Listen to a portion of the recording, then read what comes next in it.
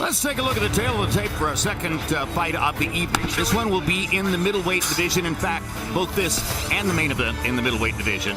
Antoine Douglas, interesting story out of Washington, D.C. You see the 8-year age advantage for him. 2-inch height advantage. Arm length advantage of a half-inch measured from the armpit to the end of the fist. They both weighed in under the 160-pound limit for the middleweight division. And as far as Gary Spike O'Sullivan is concerned, you see the mustache. He believes that he may be a distant relative of John L. Sullivan. So that's the inspiration for the mustache. And here comes the man who says that nobody calls him Gary. Everybody calls him Spike. So he'll be Spike O'Sullivan on this broadcast the rest of the way through. Big win over Nick Quigley, 4-round KO in his last bout. He's from Cork Island, but has spent a great deal of his career in Boston, Massachusetts. Now here's Antoine Douglas. Boxing has been a refuge to many young men looking to escape difficult environments and avoid trouble. Washington, D.C. native Antoine Douglas is yet another fighter who has overcome so much to get to where he is tonight.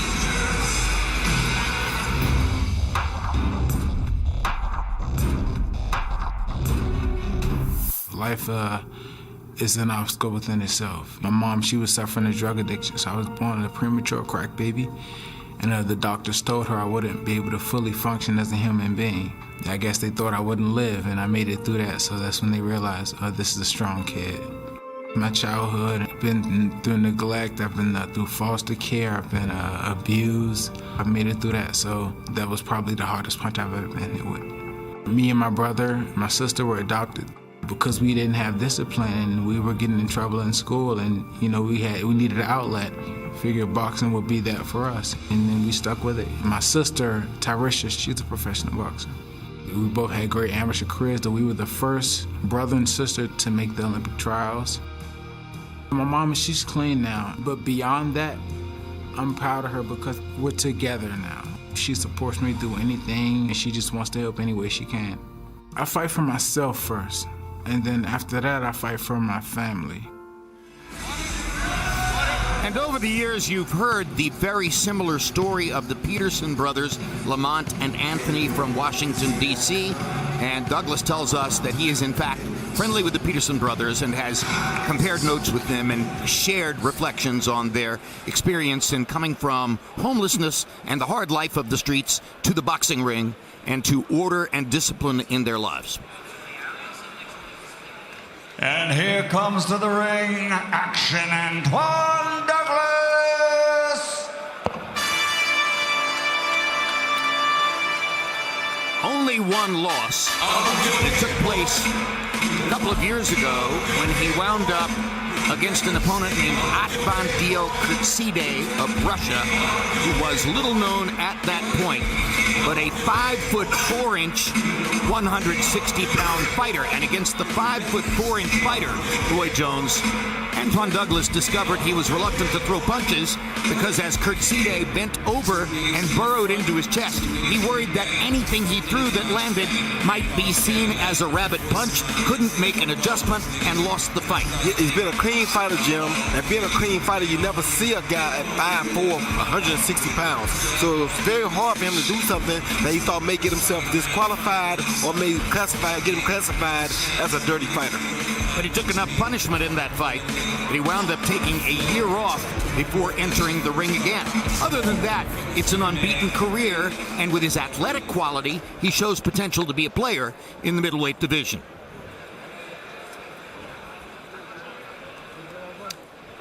Michael Buffer again. Ladies and gentlemen, mesdames et messieurs, Oscar De La Hoya's Golden Boy Promotions and Eye of the Tiger Management, in association with GH3 and Murphy's Boxing, present this next contest, sponsored by Videotron and Evenco.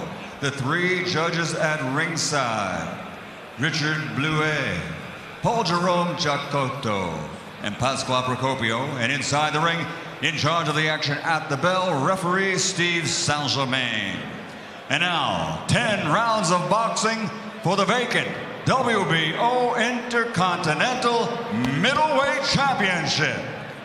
Introducing first, fighting out of the blue corner, wearing black trimmed with gold, official weight 158.8 pounds. His professional record, 26 victories, including 18 wins by knockout, only 2 defeats. He's from Cork, Ireland, the former Irish middleweight champion, former WBO international middleweight champion, Gary Spike O'Sullivan. And his opponent across the ring, fighting out of the blue corner, wearing black with blue, officially weighing in at 159.2 pounds. His professional record, also excellent, 22 victories, including 16 wins by knockout with only 1 defeat and 1 draw. From Washington, D.C., USA, the former IBO Intercontinental Middleweight Champion and former WBO International Champion, Action Antoine Daglas.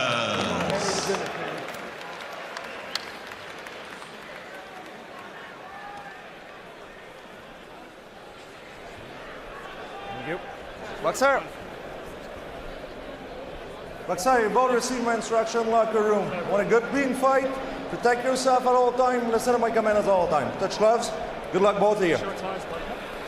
Antoine Daglas is the guy here seen as potentially having an interesting future, both because of his talent and because of his story. And O'Sullivan is the kind of guy you have to beat if you expect to be considered a world-class fighter. But And if you look for the validity of O'Sullivan as a measuring gauge for how good Daglas is, O'Sullivan's only 2 losses were to quality. A decision loss to Billy Joe Saunders, a TKO loss to Chris Eubank Jr. All the other 27 opponents he has beaten. But if Daglas wins, he joins 2 very high-quality middleweights, Saunders and Eubank, as the only ones to beat O'Sullivan. But as we saw in our first fight, just because eyes are on one fighter, in that case the Hebrew Hammer, because it's unusual to see a Jewish fighter on the top level nowadays. He obviously isn't yet, and because he's a big puncher. Your story ain't going to do anything for you once the bell rings. You got to be able to fight. Well, he can fight.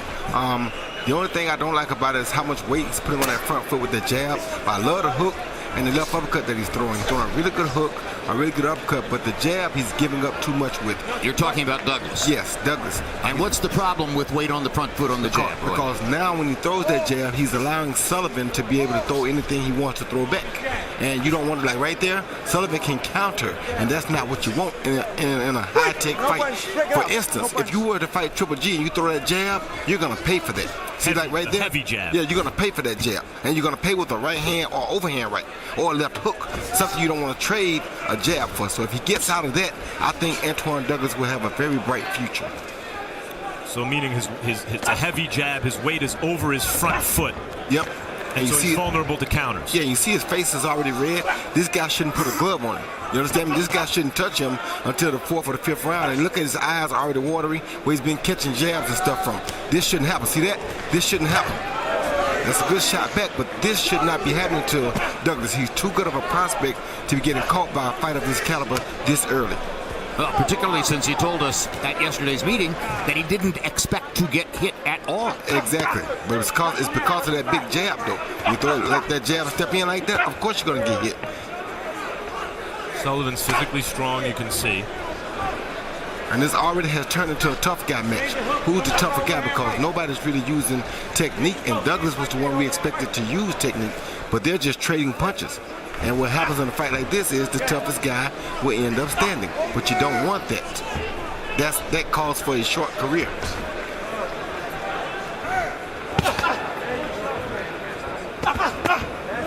One, two, 3 punch combination there by Daglas. He has the habit of making a noise when he fires. Heard that from a variety of boxers.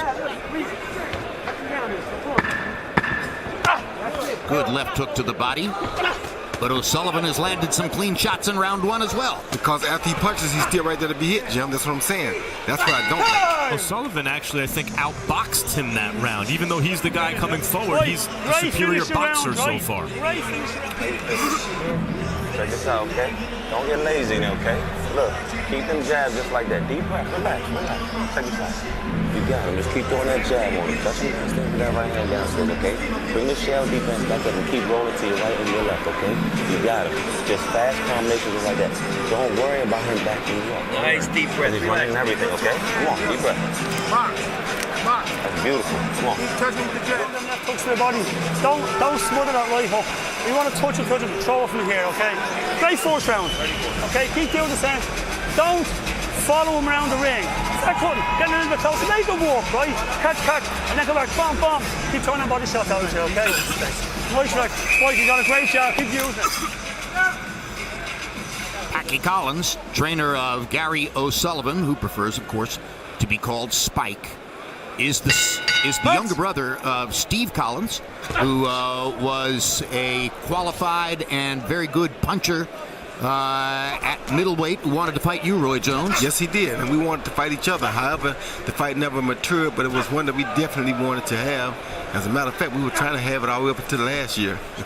So still talking, yeah, but he was still, I mean, Steve Collins was one of the great fighters from over that way who really rose to the top of his game in the mid-90s, and he was a really good fighter.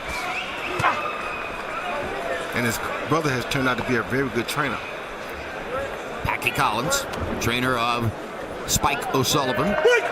Spike says that trains a lot in Ireland, but sometimes trains in Boston, because Packy Collins has a gym there. Good right hand inside by Antoine Dauglas. Dauglas a little sharper this round, I feel, guys. Actually landing some clean shots in those exchanges. And moving after he throws rather than standing and waiting for the counter from O'Sullivan. Yeah, but the problem with this gym is, once again, I don't see boxing moves. I just see a fight. I don't want to see a fight. I want to see boxing moves. Boxing moves, that's a bad body shot you're giving up because you're just fighting.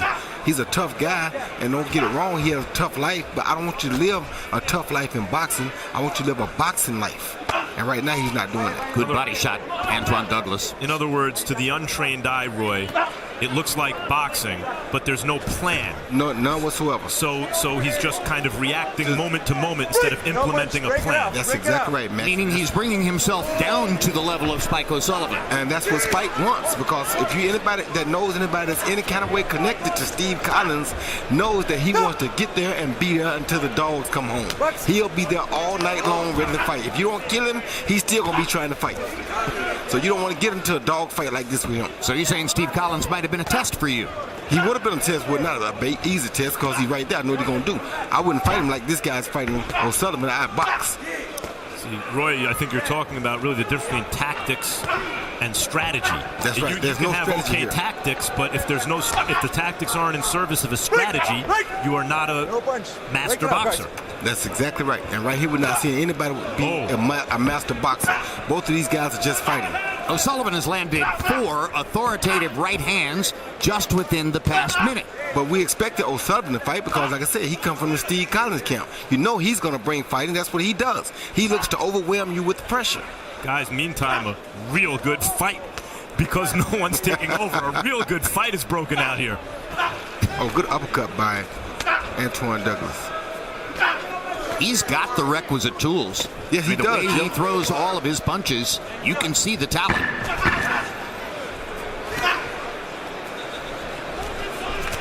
Just don't see the skill, though. You want to see the skill back the talent up, and we're not seeing that. Good brawl in the second round, guys. If you missed the premiere, catch a replay of Real Sports Year-End Special as Brian Gumbel and the show's correspondents recount some of their favorite and most memorable moments of 2017. Last fight they stopped because his nose started leaking, okay? Let's make some shots up there. Tighten it up. Don't get lazy. Come on, deep breath. Come on. You're doing beautiful, but then we're getting lazy a little bit. Do not get lazy on it, okay? Come on. Keep using that jab like that. Keep boxing like you do. When you hold him, take deep breaths. Come on. It's just anxiety. You in shape. Come on. Jim, this is what I mean when I said boxing skills. See Douglas land the right hand, get caught with the right hand right there, unnecessary. Get caught with a partial jab, unnecessary. Then get caught with another right hand right there. 3 unnecessary punches that he does not have to take. That would not sustain you. You would not have a long career being caught with punches like that. Spike O'Sullivan comes out for round number 3 of a Schedule 10 against Antoine Douglas. Douglas in the first 2 rounds has landed 42 out of 130 punches. Pretty good numbers.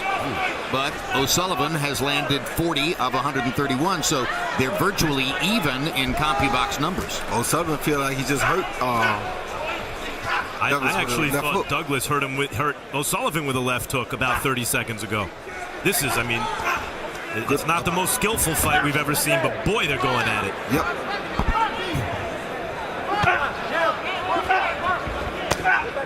Good body shot by O'Sullivan. Douglas has a look like he's wearing down, doesn't he, Roy, on his face? That's why I say I don't like the look on his face since round 1, though, Max, because he doesn't have to be in a fight like this, you know? You're making this fight way rougher than it should be.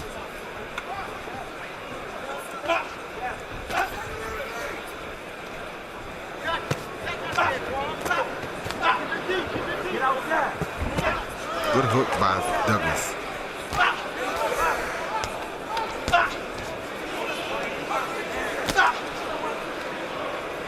You know what the other problem is, Max? Every punch he throws is thrown too hard. That's the other Douglas. problem. Yes. And it's causing him to wear down because even his jabs, at least there, every punch is meant to kill. And that's what's causing him to wear himself down so much. And that's not what you want. See, every punch is meant to kill. Every punch is the same. That's not boxing. That's fighting. Now, he's a hell of a fighter, don't get it wrong. That's a good body shot, but that's not what you want to see in a young prospect. Sullivan is showing a little more experience, is the calmer of the 2 fighters. He's the calmer, and that's his style, is to just fight. That's what he was hoping Douglas does. Right. This is the fight that Spike O'Sullivan wanted. Exactly. Give and take, back and forth. That's exactly right. He can do that. That's what Steve Collins would have wanted me to do. So that's what I would have not done. Good left hook by Antoine Douglas. Yes, it was. But you have to credit O'Sullivan because unless, as I said, if you have designs on being at the top of the division, O'Sullivan's the kind of guy you have to beat, because if you don't have that kind of ability, he knows how to turn it into a brawl. Well, you're letting him turn it into a brawl, though, because you're just staying there with him. And every once in a while, O'Sullivan digs the kind of body shot that might show up in the later rounds if Antoine Douglas is not in superb condition. Well, he went the distance with Billy Joe Saunders, so we'll see what happens. Meaning O'Sullivan. Yes, you know he had to learn something. That was a good try by. Not only did he go the distance with Billy Joe Saunders in their fight, but since that time, he's been Billy Joe Saunders' primary sparring partner for other fights, including for tonight's assignment against David Lemieux. So he knows Billy Joe Saunders inside out, and he says that they're very friendly, and he expects that if he can win this fight and Saunders wins tonight, he thinks Saunders might give him a rematch, another title shot. And there's Billy Joe Saunders warming up in his dressing room. And you see the hand speed of Saunders as he practices his role there and fires uppercuts. Carol Brook, a familiar face in there. Here's a closer look at Billy Joe Saunders, whom you'll be seeing in the main event against David Lemieux. 28 years old, was a Great Britain Olympian in 2008, holds the only middleweight title that doesn't belong to Gennady Golovkin. Since he beat Andy Lee to take that title, he's defended it twice successfully. Second fight with Brendan Ingle as his trainer. First fight outside the United Kingdom. Billy Joe Saunders coming on the road to take on the challenge of David Lemieux. Interesting, because he was ripped in social media circles for indicating at first that he wanted to fight Triple G and then seeming to back away from it. We're in round 4 of a Schedule 10 between Antoine Douglas and Spike O'Sullivan. Our unofficial ringside scorer is Harold Letterman. Harold, how do you have it through 3? Okay, Jim, very, very close fight. I've got a 3-0, 30-27 Antoine Douglas. I just feel that Spike is walking into shots. You know, he comes in and both his hands are moving, and Douglas catches him with that real good left jab with that hard right hand. And I think Douglas is winning the rounds, but winning them very, very, very close. I just feel that he's landing a lot of headshots, and Spike, as I say, keeps walking into shots. Anyway, 3-0 Antoine Douglas. You know what it almost reminds me of, Jim? What's that? He reminds me of a middleweight Evander Holyfield. He got big punches, He looks to outwork you, but I don't know if his body would be able to hold up to the stuff that Evander's body was able to hold up to. Evander Holyfield, minus one of the greatest resumes in the history of boxing. But as Evander was bigger, so he could fight this type of a fight. Well, let's see what kind of chin he has before we begin comparing him to. Oh, good hook. He just took a good one. Sullivan goes right back at him.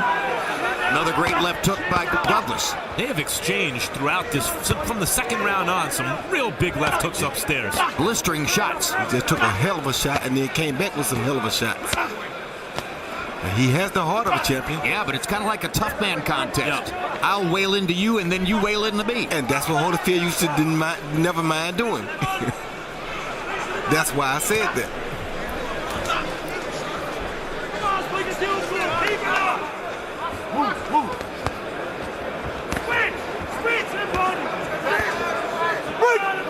Break it up.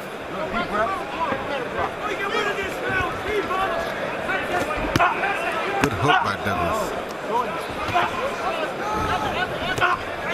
Sometimes, when a guy has been beaten up by life from the get-go, when his early years have been horrendous and difficult for us to imagine, that kind of person as a fighter is a tough out because they can seemingly take any punishment in the ring without reflecting the damage, without being discouraged. They just keep coming. I'm thinking of Kasim Uma.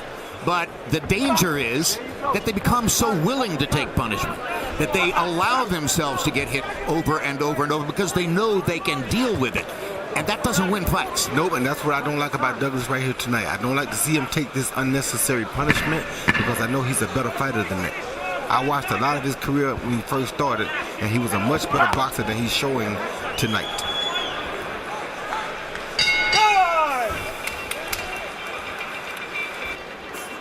That was a round that could have gone either way. Slow down. Okay, now you're going to start throwing 1 and 2 punches at a time, 3 and 4 punches at a time. Really? You hurt this boy. You're going to hurt him again. Okay, when you hurt him, don't wait for him to come back with them wild shots. When the fighter's hurt, they're dangerous. Okay, so when you hurt him, remember saw that, push the jab in his face, crack that right to the body, come back over the top, just keep tap, tap, tap. Okay, that was your round. That was your best round. Okay, he's running away from me now, he's giving himself a little bit of room, have a breather, and what's he doing then? He's throwing a few shots again. This is why I don't like to give and take. You see him come, Antoine takes a beautiful left hook right here. You just said, does he have a chin? Boom, yes, he has a chin. He's got it doesn't get any better than that. But then O'Sullivan comes right back, he comes right back myself, Douglas I must say, and follows with a boom, another good left hook of his own. But it was more on the ear and not on the chin. The man is doing all the talking to Douglas in his corner is listed as an assistant. His name is Kay Karoma. The head trainer is Dennis Porter, but clearly it's Kay Karoma who talks to Douglas throughout the fight. That's what we've been listening to here. Through round 4, both fighting above their norms. Douglas, who came in averaging 18 out of 49 CompuBox, has been 19 out of 63 here so far. But O'Sullivan, 19 out of 66 after being 13 of 54 in the previous 4. So they are driving each other to higher levels of offensive output because they're just not playing any defense. It's just a fight, Jim. They ain't trying to box nobody. Nobody ain't trying to make no strategic moves. They just out there fighting, going through. You react, I react, like that jab right there. You react, I react. That's not boxing. A good hook, though. Good hook. Left hook by Antoine Douglas. Definitely the more skilled of the two. Yes, he has skill. Like that's good. Hard right hand by O'Sullivan. And a hard body shot by O'Sullivan as well. Jim, you mentioned that Antoine Douglas has figured out that he can take punishment. He's used to taking it in his life in the ring. That can be dangerous for a fighter who's not a terrific puncher. You know, Arturo Gatti, the great action fighter of the previous era, of his era, came up a boxer, but learned at a certain point he could take a shot and come back. But Gatti was a big puncher, so that punch could bail him out of fights that he was losing.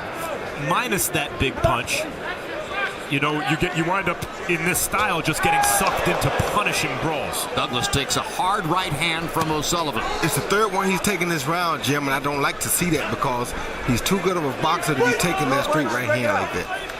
Well, he hasn't shown himself to be too good of a boxer. No, tonight. when I say that, I've been seeing him in the past, and he was too good of a fighter to ever be caught with 3 right hands in one round like that. In the case of Arturo Gatti, he freely acknowledged that he changed partially because he heard the roar of the crowd. In the Tracy Harris-Patterson fight in Madison Square Garden in New York, he heard the crowd going crazy when he traded with Patterson, and he said, hey, I want to hear that again. In this instance, it's interesting because the crowd doesn't seem to be paying a great deal of attention to this interesting and engaging fight that's taking place in front of them. They're here to see David Lemieux in the main event. So it's not as if the roar of the crowd is lifting Douglas toward this. This just seems to be something he's comfortable doing, Roy, which is making you uncomfortable. Making me highly uncomfortable. And I'm going to tell you about Arturo Gatti. That was the best thing that could have ever happened to Arturo Gatti because that's the only way Arturo Gatti was going to win the big fights with the Wards and people like that he did win. He was the true Rocky Balboa of life. Gatti was a big puncher for a lighter weight fighter, and that bailed him out. But frequently when fighters claim they're lured into a slugfest, it's really a reflection of an inability to keep the fight a boxing match. Meanwhile, there's David Lemieux warming up in his dressing room, and you see the 89% knockout rate in his wins. He started out as a very hard right-hand puncher. Over the course of his career, his left hook has matured, and now that is seen as the primary weapon. It's a spectacularly hard, hammering left hook. He knocked out Curtis Stevens in the 3rd round this year in March up in upstate New York. We chose it as the knockout of the year on the Fight Game. You'll learn that a little bit later on this month. And he's capable of doing that against almost anyone. Here you go, Jim. Right here, see that right hand? Is no reaction to it even. You see that? He didn't react to it. He didn't go with the punch. You don't like to see that. That means something is wrong here. Once again, the same right hand again. Look, no reaction. Boom, you can't get caught with punches like that. What if that was Triple G? What if that was David Lemieux? You may be headed to the hospital right now. You cannot allow big punchers to hit you with punches like that. And you don't even react at all. That's what scares me. I'm more concerned about his health. If you're looking for a round to score for Spike O'Sullivan, and now Harold Letterman has found a couple of them, 2 in a row, but definitely he seemed to win the 5th round where he landed 19 power punches to only 4 for Douglas in that round. So you wonder if Douglas chose to take a round off or if his clock is winding down as we reach the middle portion of the fight. I'm with Roy. I don't like how easily Douglas has been hit cleanly upstairs since the 1st round. No reaction to it. That's what hurts me is no reaction. He's too young. He's only 27. There's no need for him to be like that right now. Harold Letterman, incidentally, Jim, acknowledged that he gave the first 3 rounds to Douglas, but that they were very close, meaning any one of them could have gone the other way. Or maybe all of them. See that? See that? That's just too clean and too easy.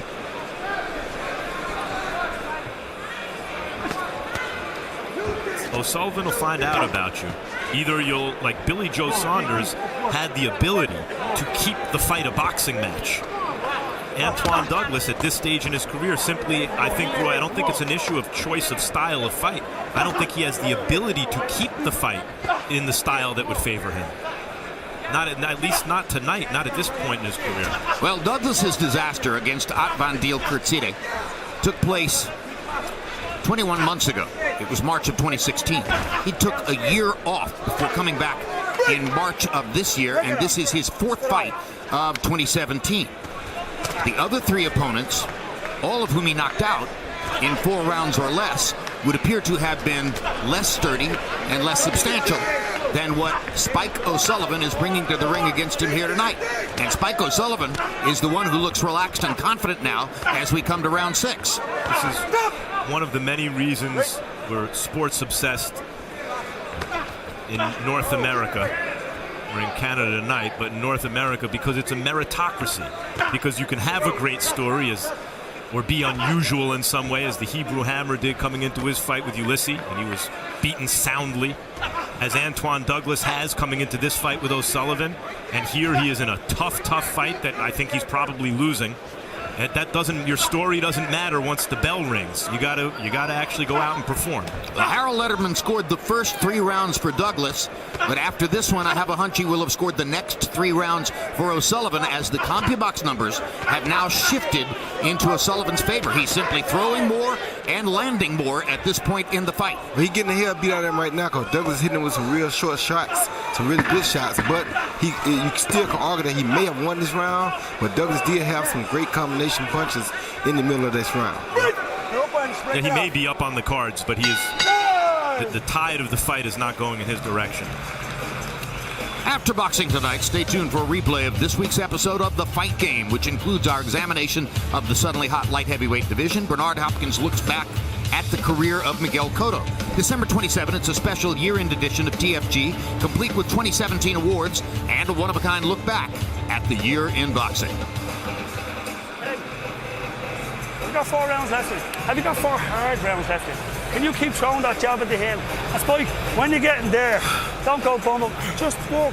Remember we done in the gym? Look busy to the judges. Could you just let the back Jim Hill was scary. The same right hand we saw last round, right there, boom, right down the pipe. Then, later in the round, the exact same punch, right down the pipe with no reaction to it again. This is almost scary. CompuBox numbers in the last 2 rounds show O'Sullivan with a 38-17 edge in power shots. At the beginning of the fight, when you saw what you thought was the skill differential between the 2 fighters, you would not have imagined that kind of thing would be possible. But Douglas has fallen into a trough where he's allowing O'Sullivan to be the more active fighter and to land more punches. Harold, how do you have it through 6? Okay, Jim, I got it 3 rounds apiece, 57-57. I thought that in round 4, Spike O'Sullivan just picked up the pace. You know, he really started to land that right hand to the head, and I think he's been out punching Douglas for the last 3 rounds. 3 rounds apiece, 57-57. Douglas is badly hurt. Yes. Right hand by O'Sullivan. Another right hand by Sullivan.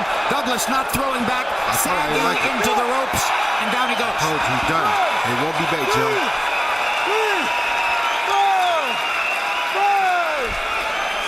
Douglas is getting up, but looking considerably the worse for wear. They should stop this, Joe. Boy, I don't like the way he went down. I thought Douglas took 5 punches he didn't need to take against the ropes that were holding him up. Jim, I didn't think Douglas was a superior boxer in that fight. I don't think he fought a stupid fight. I think he was unable to fight the fight he should have fought, because Sullivan, in fact, was the more skilled boxer. He was more aggressive, but he was also more accurate, calmer, more experienced, more balanced, and he broke down Douglas and knocked him out. It's a huge win for Spike O'Sullivan, who prepared for this fight as the lead sparring partner for Billy Joe Saunders, and says he believes that Saunders, his friend, might give him another shot, and that would be a title shot. He already lost 1 decision to Saunders earlier in his career. Roy, let's take a look back at how Spike O'Sullivan finished Douglas off. Well, Douglas never looked good from the beginning, Jim. Right? You see the overhand right, the hook, overhand right again, followed by hook, another overhand right, another hook, another right, another hook, 3 punches he didn't have to take at the end. But when you see a guy lay on the floor like that, you know it's pretty much over with for him. Once again, you see the overhand right that started it. All of this was a product of that straight right hand that he's been landing all night long. And no fighter should get hit with the same punch repeatedly over and over again. When that happens, there's something wrong. Either he's beginning to become punchy or something is wrong. And I knew something was wrong with Douglas from round 1. You identified it absolutely, Roy, because you saw during that combination, Douglas was not reacting to the punches. Whatsoever. It was out of whack the way he was reacting to them. And in fact, in 3 or 4 of the last rounds, it was kind of like that when he got hit. It might have been one of your greatest calls, Roy, because from the first 15 seconds, you were aware of what could happen. Let's go to Michael Buffer with the particulars on the knockout. Ladies and gentlemen, the end comes at 1:03 of round number 7. The winner by knockout victory, and he is now the WBO Intercontinental Middleweight Champion, the fighting pride of Cork, Ireland, Gary Spike O'Sullivan.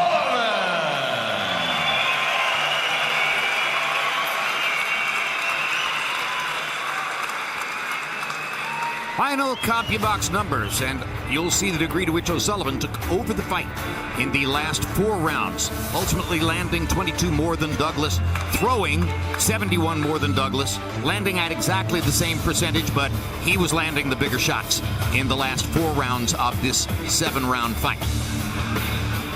Power punches, an edge of 25 landed shots for O'Sullivan, and he threw 87 more, so the percentage becomes meaningless because it was just an avalanche of continued power punching by O'Sullivan in the last 3 rounds that ultimately put Douglas away.